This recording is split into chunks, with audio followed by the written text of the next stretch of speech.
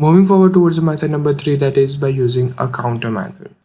So first we are going to import our library, that is we are going to import our counter from the collections library. After that we are going to initialize our string, and after that we are going to use a counter method to count the string. So what does this counter method does is it's going to first convert all of the elements of our string 1 into the distinct element, and after that it's going to count the occurrences of them into our string.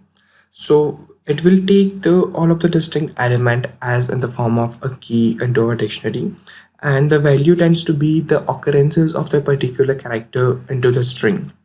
And after that we are storing it into the x variable, and we have them as an output.